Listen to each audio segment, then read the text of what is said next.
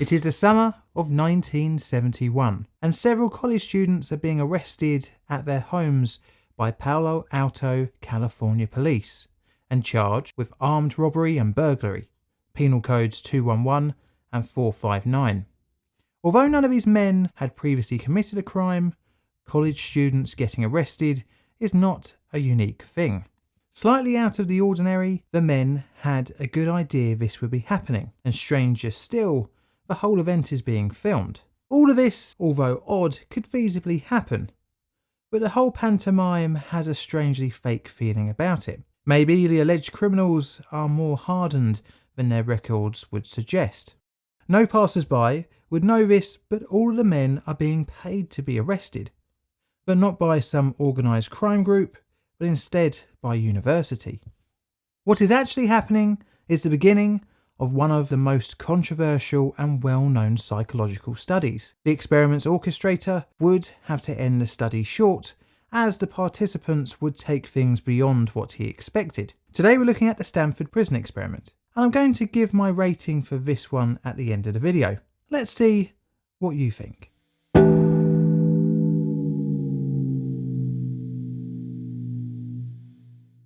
Philip George Zimbardo was born on the 23rd of March 1933 in New York, New York State, United States. In his early years he suffered discrimination due to his Italian ancestry and was quite often carelessly mistaken for a multitude of other ethnic backgrounds. The young Zimbardo, like many other people covered in this series, used this all too common human behaviour as a spark for his interest in psychology. In the early 1950s, he attended Brooklyn College, graduating with a BA, boasting 3 majors in psychology, sociology, and anthropology. The next year, he went on to earn an MA, and by 1959 had also earned a PhD, both from Yale in psychology. Zimbardo briefly stayed on at Yale to teach psychology from 1959 to 1960. Whilst there, he married Rose Abelner and had a son in 1962. But he left Yale when offered a job as a professor at New York University, where he would stay in the role until 1967. In 1967, he would move again to Columbia University, which would be brief as he was offered a faculty position at Stanford University in 1968. Just 3 years later, he was offered and accepted in 1971 a tenured position as a professor of psychology. The same year, Zimbardo and Rose would divorce. As a side note, Rose was a very well accomplished academic in her own right, specialising in English literature. And this rather quickly brings us onto the experiment that would write Zimbardo's name in history. Zimbardo was interested in how the US prison system had seemed to foster a pure hatred between prisoners and guards.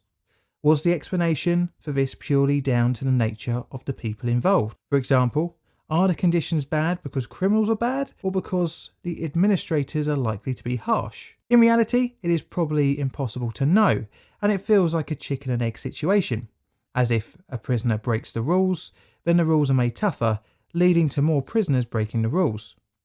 Naturally, both sides of the bars would distrust one another, which can create a downward spiral. One thing that is true today as it was in the 1970s is such high recidivism rates. Purely by the nature of being a prisoner, you become isolated from society. And this isn't unique to the US. We have very much the same situation here in the UK.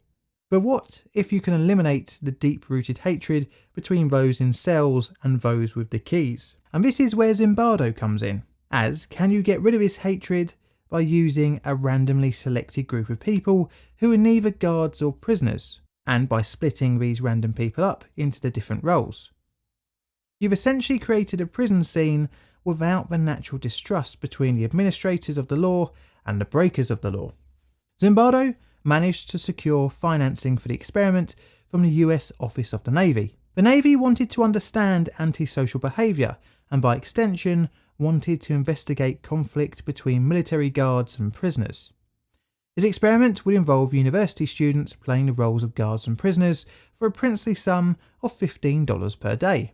Zimbardo would be the research team leader and would in 1997, in a Stanford University News interview, say, "I wondered, along with my research associates, Craig, Curtis and Carlo, what would happen if we aggregated all of these processes, making some subjects feel de-invigilated, others dehumanized within the anonymous environment in the same experimental setting, and where we could carefully document the process over time."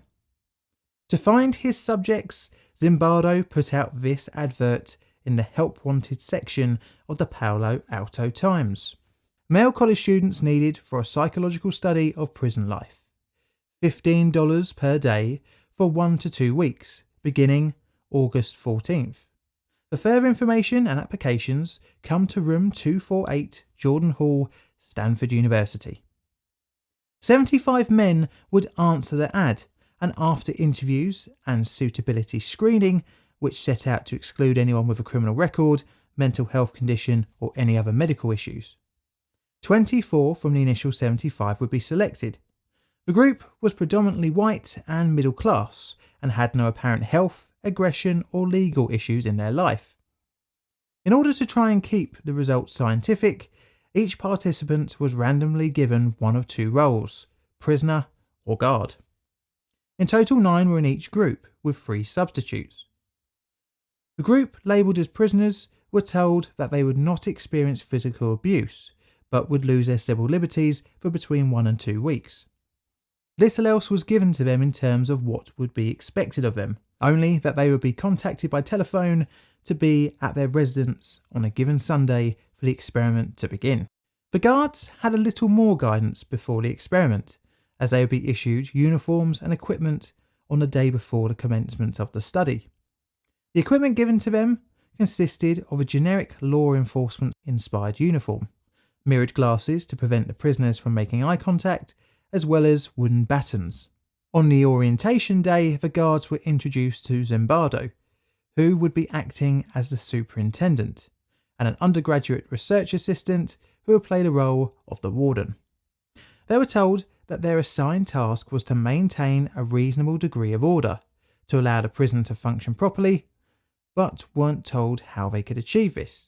They were told to be prepared for any unexpected incident, such as escape attempts, and they would have to write a daily shift report on guard and prisoner activities, as well as critical incident reports on any out of the ordinary event. During this time, they were told they would be responsible for the administration of meals, work, and recreational activities of the prisoners. The guards believed that the experiment was solely to see how the prisoners would act, but actually Zimbardo's team were equally interested in their approach to the prison experience, and as such, they were given deliberately vague instructions on their conduct. And to finally help immerse the guards further, they helped on the day before the study in completing the construction of the prison. Now the participants were chosen, somewhere had to be built for them to play out their new assigned roles. The university allowed Zimbardo's research team to use a part of the basement of the Stanford Psychological Department's Jordan Hall. The 35-foot-long area seemed perfect for the role, with little outside light and an essentially cut off from the outside world feel. There were 3 cells, which were originally office rooms, that could accommodate 3 participants in each, and measured at a whopping 6 by 9 feet, and was pretty cramped. Each man had a cot with a pillow, blanket and mattress, and that was it. No daylight, no clock, all of which were designed to make the prisoners lose track of time. The subjects would be locked up here for nearly 24 hours a day. Each cell also had an intercom wire set up so that experimenters could listen into conversations and also make public announcements. There was a closet that would be used as solitary confinement and measured in at a coffin-like 2 by 2 by 7 feet. The prison area, which was previously a corridor with offices off of it, had 2 fabricated walls, one for the entrance and another for a small observation area. The space between these walls and the prison cells was called the yard. To use the toilet, prisoners were escorted blindfolded as to further disorientate them. The guards' accommodation was completely the opposite to the prisoners, with areas to change clothes after their shifts, plenty of space to move around on downtime, and plenty of opportunities for rest and relaxation. And that brings us on to the beginning of the experiment, Sunday, the 15th of August. A Palo Alto police car pulls up outside a residence. A young man is taken outside, searched, handcuffed, given their rights, and put into the back of a vehicle. Onlookers stop to see the unfolding drama, and this same scene would play out for 8 more people. The 9 men are taken to the police station where they are fingerprinted, have their details taken down, have a police file opened on them, and placed in a holding cell. Pretty much the standard for an alleged criminal, although after a short while, each of the men are blindfolded and bundled into the back of a car and driven to the Stanford mock prison. Once arriving in the prison, each prisoner was stripped, sprayed with deodorant, which was standing in for a delousing spray, and made to stand naked in the yard for some time before being given a prisoner's uniform.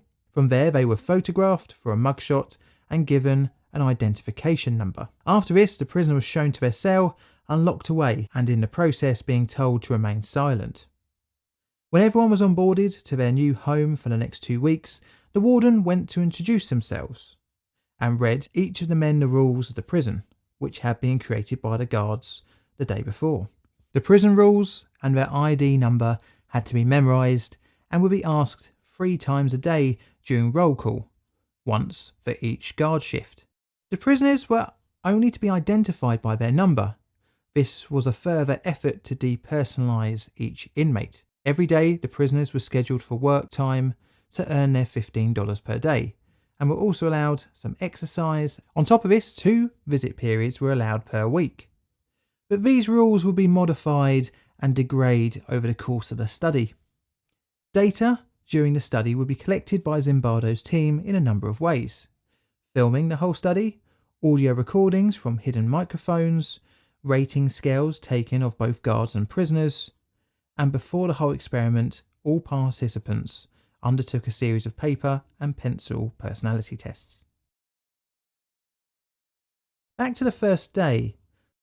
After their interaction with the warden and tasked with memorising the rules, the prisoners were left in their cells to settle in for the night. But that night would not be a quiet one when the first count was to be undertaken. At 2:30 a.m, the prisoners were rudely awakened by the guards. Needless to say, this didn't go down well. The prisoners were at this point still trying to assert their independence, and thus didn't take the count too seriously. Many of the prisoners refused to leave their cells, ripped off their inmate number ID tags, took off their stocking caps, and insulted the guards. But now unexpected rebellion spilled into the morning shift. By now the prisoners had barricaded the cells with their cots. The morning guards, frustrated with the rebellion in the early hours of the second day, called up the reserve guards who were at home and insisted on the night personnel to stay on. In a surprising ramping up of violence, the guards decided to use a fire extinguisher on the prisoners in their cells to try and quell the rebellion. Further still, the guards removed all of the prisoners' clothes, removed mattresses, and sentenced the main instigators to time in the hole. The rebellion was quashed, but clearly the guards had a problem. All 9 couldn't be there all the time, so how to effectively manage the inmates' behaviour? And one person suggested psychological methods. On the Monday night, in less than 36 hours after the experiment had begun, Zimbardo was forced to release one of the prisoners due to them showing signs of a mental breakdown. Before the release, the prisoner was treated with skepticism and was offered a place as an informant in exchange of improved conditions. But he refused and was thus released. One of the 3 cells was to be used as a privileged cell. The 3 prisoners least involved in the rebellion were also given special treatment. They got their uniforms and their beds back and were allowed to wash and brush their teeth, but the other prisoners were not. On top of this, they were also allowed to eat special food in front of the others. All of this was intended to break the solidarity of the prisoners. After half a day of this, the 3 privileged prisoners were returned to the remaining inmate population. This also sowed doubt amongst the other prisoners as to whether the privileged 3 were actually informers. The prisoners were not allowed to use the toilet after lights out, and instead were provided a bucket to relieve themselves. On day 3, the Tuesday, a visit was allowed from friends and family. In order to reduce the risk of complaints from the outside world, the prisoners were cleaned, shaved and fed. Furthermore, their cells were also thoroughly cleaned. To immerse the families in the experiment, they had to register, were made to wait half an hour, and were told only 2 visitors were allowed to see each prisoner. The total visiting time was also cut to only 10 minutes and was undertaken under surveillance of a guard. Before any family members could enter the visiting area, they had to discuss their son's case with the warden. Many of the prisoners complained about the rules, but were seeming to comply. Interestingly, the family members, rather than straight up complaining at their loved one's tired and dishevelled look, actually looked to improve the situation by appealing to the superintendent. One mother said, "I'm sorry, I don't want to make any trouble, but he just seems so tired," after Zimbardo asked her what the problem was with her son. After visiting hours, a rumour had started to spread that prisoner 8612, the one that was released on the Monday, was actually only pretending that he was suffering in the prison, and that he was planning to return to do a mass breakout. Zimbardo's team, bizarrely now fully invested in the prison themselves, decided to place a new prisoner in the cell that 8612 had occupied. And this person was actually an informer. The study lead then went to Palo Alto Police Department and asked if he could have all the prisoners transferred to their jail. This request was refused due to insurance issues. Even more strangely, Zimbardo then decided to dismantle the jail immediately after the visitation, call in reinforcement guards, take all of the prisoners, place a bag over their heads and escort them in an elevator to a 5th floor storage room to be hidden away from any breakout attempt. Zimbardo was then to wait in the location of the now closed prison to confront any would-be liberator, to inform them that everyone had been sent home and that the experiment was over, only then to resume after the coast was clear. The prison break never materialised, and the rumour turned out to be just that, a rumour. Once the prison was restarted, the guards continued to act sadistically to the prisoners, by again refusing access to the toilet and forcing the men to do push-ups for hours on end. Another interesting thing the guards were doing was increasing the time it would take to do a count, from just 10 minutes on the first day to several hours. On day 4, Wednesday the 18th, Zimbardo invited a Catholic priest to the prison to assess the situation. The invited clergy member had previously been a chaplain at a Washington DC corrections facility. He interviewed each of the prisoners individually. Interestingly, half of the prisoners he spoke to introduced themselves by giving their numbers rather than their name. The priest asked each man, "What are you doing to get out of here?" When confronted with confusion from the inmates, the priest replied, if they didn't help themselves, nobody else would, that they were college students, they were bright enough to realise that they were in prison, and that the only way to get out of prison was with a lawyer. Prisoner 819 was the only one to refuse to speak to the chaplain, instead insisting for a doctor. Eventually he was convinced to come out and talk to the priest and the superintendent so that he could be diagnosed with what his problem was and what kind of medical practitioner he needed. 819 was escorted to a side room, given food and had his leg chains removed. Upon his removal, the prison guards made the remaining inmates chant, "819 is a bad prisoner." This sent 819 into a hysterical fit of crying. When Zimbardo said it was time to leave the experiment, the prisoner replied, "No, I can't leave." 819 didn't want to leave, but instead wanted to go back in to prove that he was not bad. Shocked, Zimbardo broke character of the superintendent and reassured that the whole thing was an experiment. The guards had now started using bags over the prisoners' heads as a routine form of punishment. After 819's departure, he was replaced by prisoner number 416, one of the study standbys. The fifth day marked another part of prison life, a parole hearing. The prisoners were chained together and ushered into the parole board meeting, with bags over their heads so that they could not see or talk. The parole board were formed of people none of the prisoners had seen before, and each man was asked a question: would you forfeit the money you have earned so far to be paroled? Unsurprisingly, every inmate said yes. The head of the board was Carlo Prescott, the experiment's consultant and ex-convict. Even he had embraced his new assigned role. At the end of the parole board meeting, each person was told to go back to their cell and the board would consider their request. Every one of them did so calmly that it was clear that their sense of reality was completely warped, even giving up the money, which was the sole reason for them being there in the first place. This would have been a perfect opportunity for the subjects to quit and leave, but by now were mindlessly following any order given to them.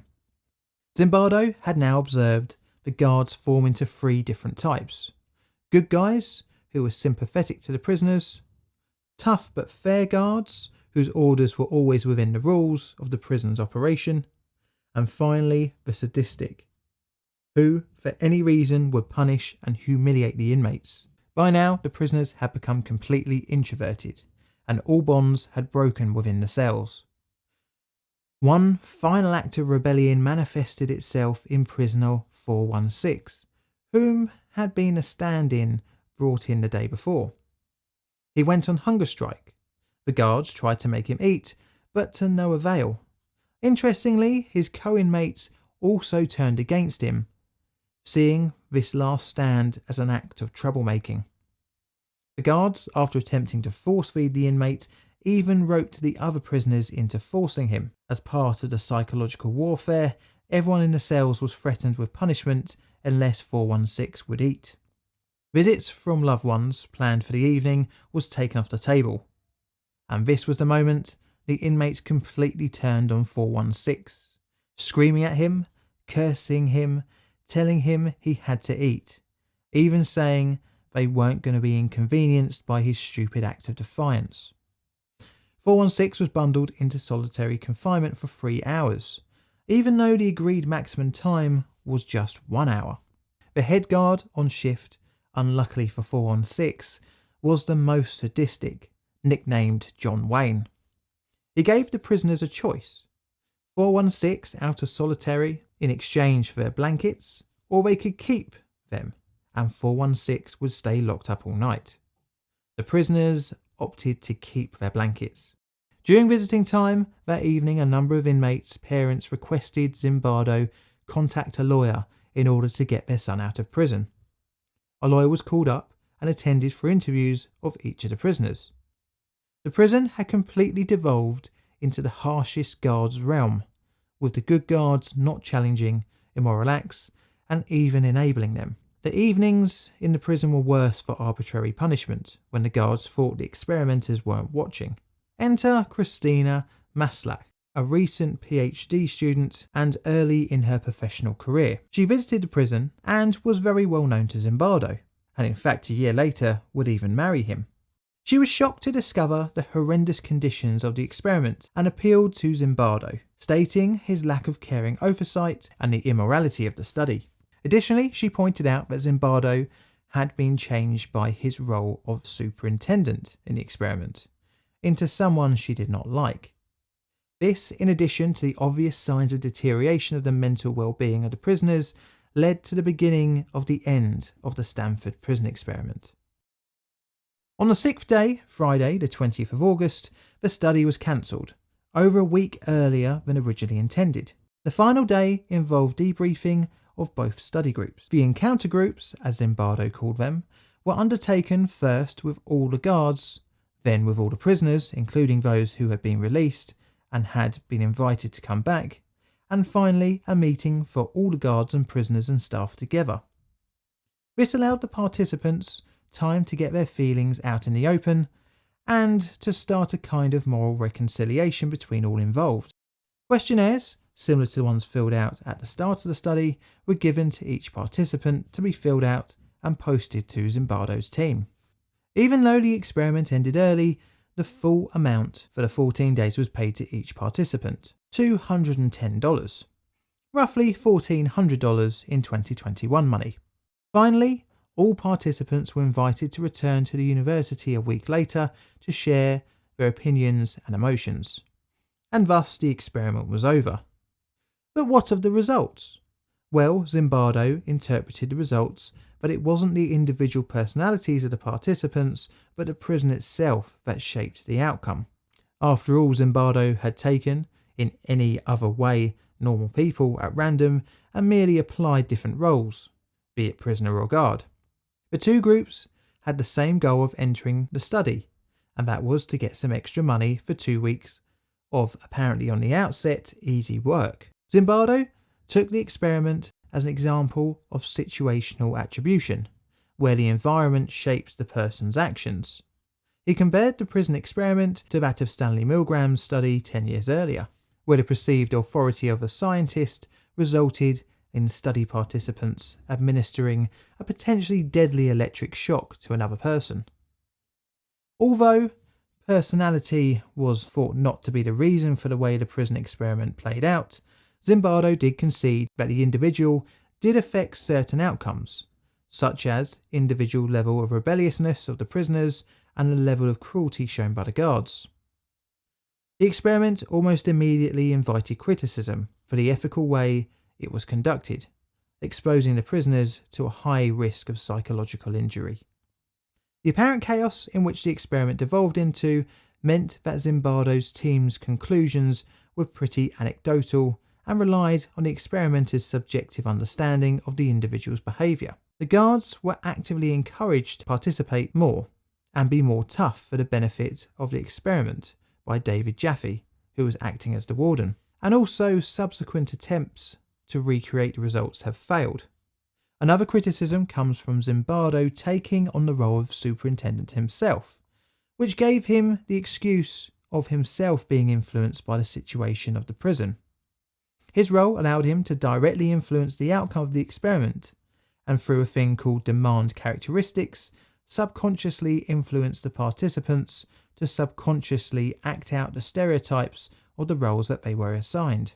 Furthermore, the advert for the participants asked for volunteers for a prison experiment and thus opened Zimbardo to the criticism of selection bias on the part of the volunteers. The BBC recreated the experiment loosely in 2002 for a TV series rather blandly called The Experiment. The results of the study failed to replicate Zimbardo's conclusions when the guards did not naturally fall into the role of creating a tyrannical prison hellscape. And interestingly, the prisoners held onto their sense of independence, resulting in camaraderie within the inmates. There was even a late experiment breakout attempt. But funnily enough, this experiment was too finished early, due to the guards and prisoners wanting to start a new, much harder Stanford-style regime. Zimbardo is still alive today, and since the prison experiment has released multiple papers and books, including introductory psychology textbooks for college students and other notable works including The Lucifer Effect, The Time Paradox and The Time Cure. Reportedly, none of the subjects had any adverse effects due to the experiment, apart from the time actually spent in the Stanford County Jail. Now, where would you rate this subject on my ethical scale? 1 being all okay and 9 being pure evil. I'm going to rate this prison experiment a 6. This is mainly due to the questionable results and uncomfortable living conditions of the prisoners, even though there were no apparent long-term effects on its subjects. This is a Plainly Foot production. All videos on the channel are Creative Commons Attribution Share Alike licensed. Plainly Foot videos are produced by me, John, in a currently grim, wet and windy southeastern corner of London, UK. Help the channel grow by liking, commenting and subscribing, and check out my Twitter for all sorts of photos and odds and sods, as well as hints on future videos. I've got Patreon and YouTube membership as well, so check them out if you fancy supporting the channel financially. I also have a merch store, so if you fancy wearing one of my t-shirts, check it out. And all that's left to say is thank you for watching.